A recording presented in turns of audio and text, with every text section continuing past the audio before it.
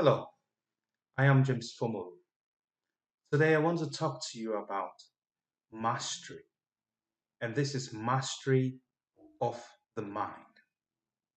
The mind has been described in several ways, and many people have come to the conclusion that we are our mind, and our mind is also our bodies. But I'm saying you are not your body, and your mind is a function that is independent of your body entirely. However, anything that is impressed upon a particular subsection of the mind turns out to control our actions, our reactions, and the decisions that we make every day, all the time. So today, I want us to take a seat and listen and learn from this little nugget that I'm going to share with you. So, mastery of the mind begins by knowing your own mind and how it interacts with the universal mind. Understanding these dynamics and using it to your advantage is indeed uplifting. There are laws that govern the universe. I want you to think about energy, and this is pure energy. It is precise, it's one, it is one, but manifests through many channels, in many ways, through the human subconscious mind in particular. This same energy is the only reality. And this I mean is everything that was ever created and that will be ever created is from the same source, and that is energy. It can never be destroyed nor created. It's one. It just transformed into different forms of manifestation. But one to endeavor to understand the works of the universal mind, you must first consider that the human mind is generally divided into two chambers, and that is the conscious mind and the subconscious mind. The conscious mind is where the senses exist. And this I mean our taste, sight, feelings, and emotions. And emotion is one thing that really intrigues me because many people consider emotion to be a bad thing. And that you hear people say, oh, you're becoming too emotional. Or why are you becoming too emotional? You shouldn't show emotions, and it makes being emotional looks bad. But I'm saying emotion is good because nothing will be ever created or destroyed without emotion. Emotion is the essential ingredient that enables us to impact our environment, impact our life, become the creative being that we are. Without emotions, nothing is ever created nor destroyed. So be mindful of your emotion. So what would I say? So I would suggest and I highly recommend that you should be mindful of your emotion. Be mindful of how you channel your emotion because anything that is emotionalized is going to intentionally or unintentionally produce a result. You want to be on the good end of that result. You want to be able to direct your emotion to produce the type of results that you want. It has to be intentional because if you're going to be emotional, and because creation cannot happen without being emotional and being deliberate. And as such, if that has to happen, then I would rather be deliberate about it and channel my emotion to the things and the actions that would eventually produce the result that I want. I don't want to be an accident of the result or an accident of my emotion, but be deliberate and achieve the type of result that I intended to get. The subconscious mind sits deep in the cells of the human DNA. It is not the body. It is also called the inner mind by some scholars. The subconscious mind keeps memory and controls one's habitual behavior, actions, and responses. And so this is quite deep. And this is why you see patterns, behavioral patterns between family members and things that have behavior patterns that you can trace back to several generations. Even when a child is born today, has never seen the great great granddad, but you can see if somebody who knew the great granddad would tell you that this child behaves just like his great granddad because these are genetically controlled habits that have been passed down the line. And it's pure energy, all stored in the human DNA. And so that would eventually trigger certain behavior, certain actions in consonance with your environment. So, for example, my eye sees something and triggers my amygdala and the fight or flight action. And the amygdala, if I have to say, is one of the oldest areas of the human brain. And so it's also able to store this information so it can relate to that image. And that image would now trigger chemical reaction from your DNA and will send that chemical reaction to your amygdala. And the amygdala will end up producing the action that your granddad would have done several years back. So that, that is so one of the functions of the subconscious mind. It can throw you once a behavioral pattern is now within your alpha alpha brainwave, and you now start seeing you taking actions without even processing it.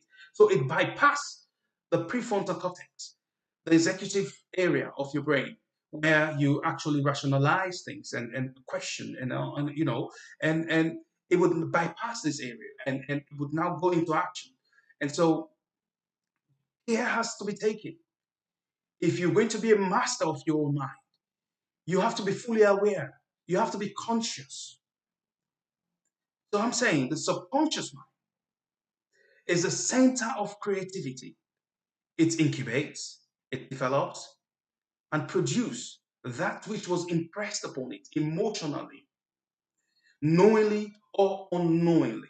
And this is really important because you can impress a notion, an idea, a belief on your subconscious mind without even knowing,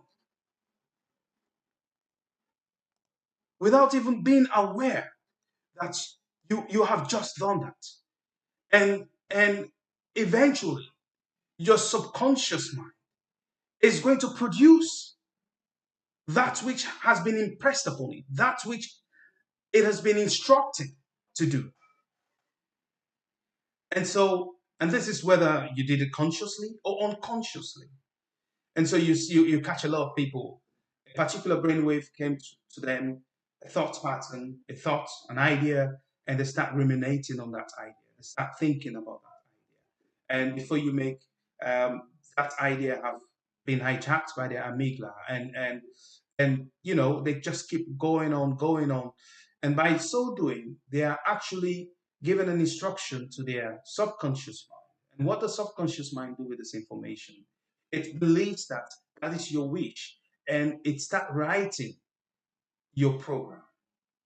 And that program is called the paradigm. It starts rewriting that program. And once that program is rewritten and uploaded, it now becomes your new behavior. And you now see that which you have instructed become your reality, knowingly or unknowingly. The mind is not a respecter of persons. And so what I'm saying there is your mind just listens to the instruction. It doesn't matter who does it. It doesn't matter. It's about the instruction. It's about what's actually been impressed upon it. And and this, it doesn't matter who does it, really. Madman, the same principle is universal. The same principle applies. It's exact science. It doesn't like negotiate or there's a middle way, there's a halfway to this. No, it just believes that this is what you want and I'll deliver it. So and also what that statement means is if the individual aligns themselves emotionally with their negative thought waves, look, definitely, whether it's passively or deliberately, that instruction, that negative thought would be fulfilled by the subconscious mind over a period of time. If you attach yourself emotionally to the wrong thought, you would definitely get the wrong result unintentionally. Whether you want it, whether that was what you planned, that was what you expected, it would eventually happen. So I'd rather become emotional, attach myself emotionally to the thought waves that will produce the type of result that I want.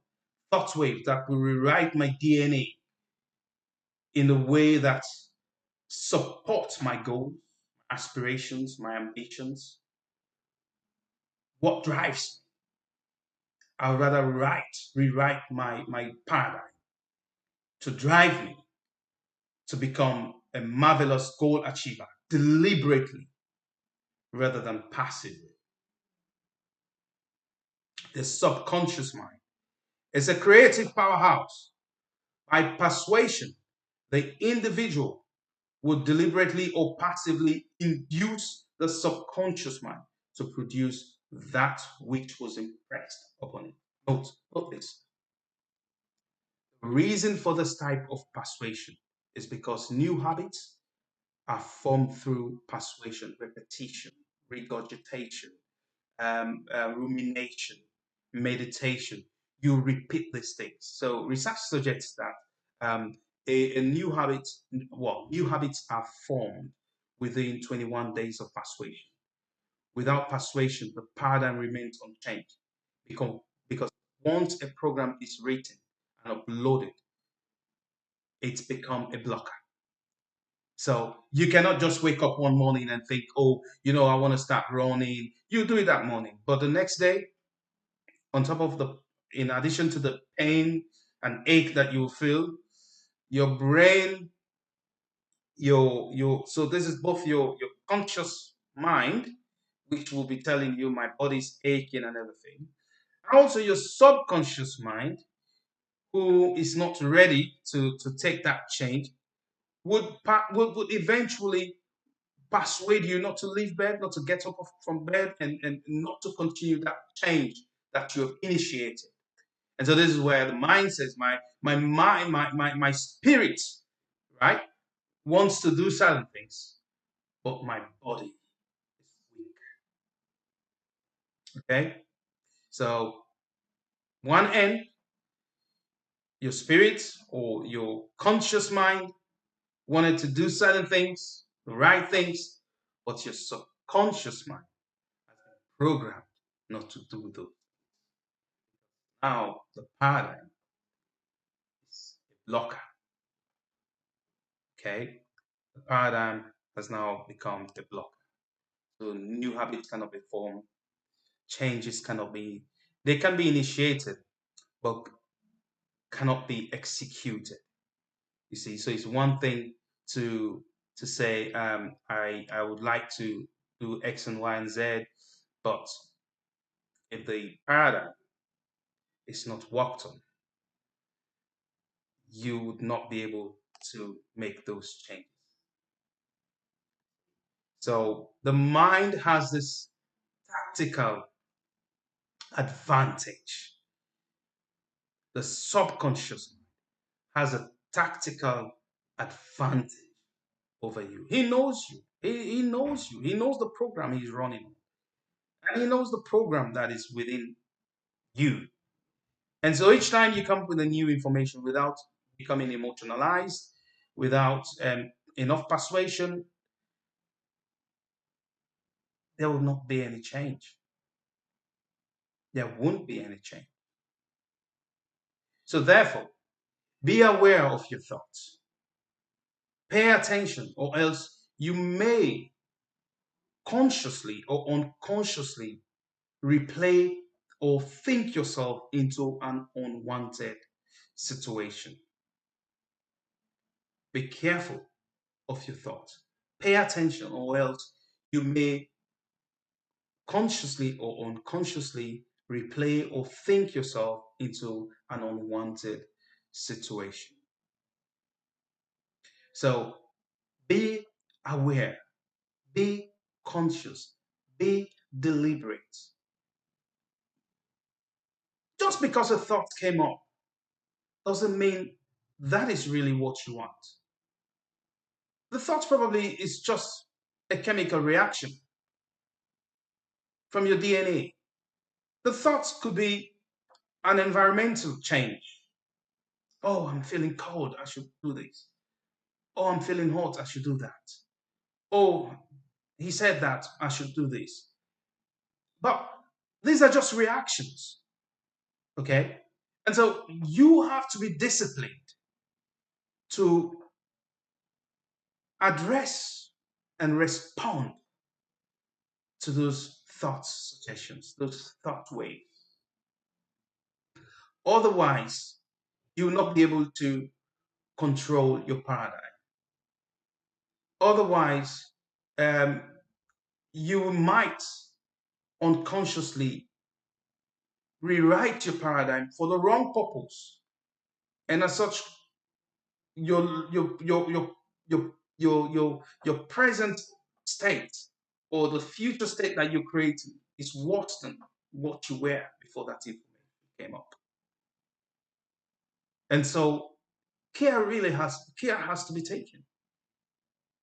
A lot of people would not do the things you see them do if they were aware, if they were conscious, if they were addressing those thoughts waves. A lot of people wouldn't do the things they do if they are fully aware that just because a thought wave came up, they are not that. You are not your body. The thought is a chemical reaction within your body, or your body responding, or your brain responding to an external influence. But then you can actually capture that information, check it. If it's aligning with your goals, aspirations, desires, and all that, you can now emotionalize that information and pass it on as an instruction to your subconscious mind, who in turn will rewrite your program. And as such, that program would now become your paradigm, and you now start acting in accordance to that new paradigm that you've just set you. Look, your paradigm controls your perspective. Your perspective, in turn, controls your habitual behavior, reaction, or response. Your paradigm controls your perspective. Your perspective controls your habitual behavior, reaction, or response. Everything we do in life, if you take a good look at it, if you put it on a mental microscope, you realize that our actions, reactions, and behavior is based primarily on our perspective. Your perspective of your world today is giving you the outcome, the result that you are having. Except you rewrite your program, your paradigm becomes a blocker, a defense mechanism. So someone may ask, how do I change my paradigm? I'm saying it takes persuasion through practice like meditation, affirmations, faith. More importantly, act from the end. Act from the end. The strongest persuasion is when an individual starts mentally perceiving himself to be in a particular position and starts acting from as if that thing has already been achieved. Act from the end. Your action is greater than any regurgitation, affirmation, or repetition and all that stuff. When you start acting, it produces a stronger influence on your subconscious mind. Everything, and I'm saying anything, can be achieved if you become one with your objective. Call it any name you like. Everything and anything can be achieved if you become one with your objectives, goals, and what I've just mentioned is an open ticket for you to become or be able to create the situation that you desire, the situation, the outcomes that you desire in life through mastery of your own mind, mastery of the images that have been produced by your mind, your DNA, your brain waves, and your physical conscious mind. You can design your own outcomes by recognizing that you can deliberately select the thoughts that aligns with what you want in life and then act on them in unity with the thing desired. Take action in unity with the thing desired. Anything and everything can be if you align yourself, if you align your thoughts, thoughts that aligns with what you want. Pay attention to this. The subconscious mind receives thoughts, thought waves from the conscious mind and perceives it to be your instruction. The subconscious mind in turn transmits this energy to the ether or the universal. I'll be doing some other teachings on ether and the universal mind. The universal mind, through its own means, will fulfill your instruction. As you do this repeatedly, you are now re engineering the atmosphere around you, the energy around you, through your actions, through your own thoughts, and the attraction around you. Start repositioning you for you to achieve those goals or that which you have deliberately or unintentionally impressed upon your subconscious. So someone may ask, how can I begin my journey into mastery of the mind? How can I begin my journey into mastery of the mind? First, I will say practice the habit of questioning every thought, every suggestion, every prompt, whether it's from the external environment or from within you. Question everything. Don't take things hook, line, and sinker. Don't take things for granted.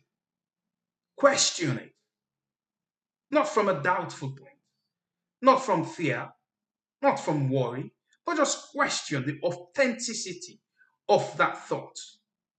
Does it align with your goals? Does it align with your belief system? Does it align? Does it uplift you? Does it motivate you? If it motivates you, is it in line with your goals? Is it in line with your aspiration? Is it in line with new opportunities that align themselves with pre-existing goals and aspiration? If you are going to change those pre-existing goals and aspiration, are those this new idea? Is it something that you would want to be intentional about? Around us, there's millions of information flowing all around us, entering your brain, your mind, your eyes see, your body feels, your ears hear, and all of these are channels for voices, suggestions, opinions, and then of course your amygdala, which stores data of past experience, your DNA. They all interact with your conscious mind, and they feel something and they say, oh, this is what happens 20 years ago, and bang on, you jump on it and you take the wrong decision. You emotionalize it and mess you up. Practice the habit. Okay. So number two, develop awareness or consciousness. And this, I mean, where you can now identify thought waves or what they actually are, being able to distinguish between the various kinds of thought waves and the various types of information from the external environment, and then be deliberately able to accept or nurture those information, thought waves that aligns with your purpose, goals, objectives, and the outcomes that you desire. Be able to be conscious, consciously practice the discipline of being able to distinguish between information and become emotionally attached with those that aligns with the type of outcomes that you desire. Three is be separate. Be separate. And this, I mean, acknowledge that you are not your thoughts. You're not your body. Acknowledge that just because somebody close to you, a good friend or, a good acquaintance gave you an advice or information, even your wife, your husband, gave an advice or information, that means it's definite. That's it. They have, it's just what it is. Yeah, I have to take this decision or whatever. Or just because your body felt something, your body is just reacting. It's just a chemical reaction. That doesn't mean that that's you. That's what you want. That's where you want to go. That's what you want to become. No. So be separate from all of these things. And so when you practice that distance, arm's length relationship with all of this information, you are now able to do number one, number two. You're separate. Practice these things. And it's just like if your friend of yours mistakenly dropped poison in your tea.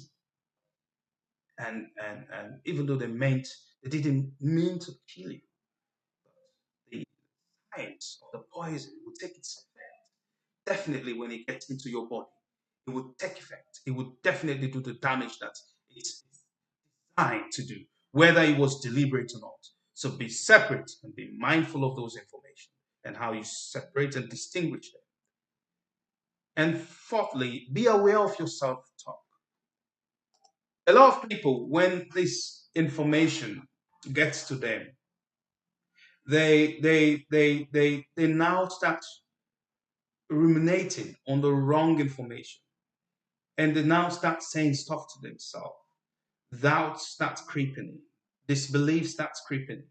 And as you do this continuously over a period of time, it rewrites your DNA, rewrites your program. It's changed your perspectives. It changed your paradigm changes completely. Before you know it, you're now acting. You now become a stranger to the people around, and you start falling behind in actions that you should have taken, decisions that you should have made promptly, and you start going off on the tangent. So be aware of your self-talk. If you're going to say anything to yourself, say things to yourself that are uplifting. A commentator once said, whatsoever things are pure, whatsoever things are good, these things, meditate on these things. Meditate on these things. Say it to yourself. Regurgitate it. And repeat it to yourself over and over. You now create the mental space, the physical space, spiritual space, the emotional space that will enable you take mastery of your own mind and also take mastery of your outcomes in life. Number five, which is really linked to number four, is practice meditation. Just as I've said earlier, whatsoever things are pure, whatsoever things are of good repute, whatsoever things that aligns with your goals and aspirations, these things, think about them, meditate on it, imagine them, create the picture in your mind, the picture of that future, the picture of this present that you want. Create it and start acting in that. Be a become an actor in your own movie. Become an actor in that picture. Don't be a spectator. And when you do these things repeatedly, take into consideration everything that I've said in this video, you now start taking over mastery of your own mind. And before you could know it, you have become a true master of your own mind. And masters of their own mind eventually become masters of their environment, masters of things. Great. Thank you.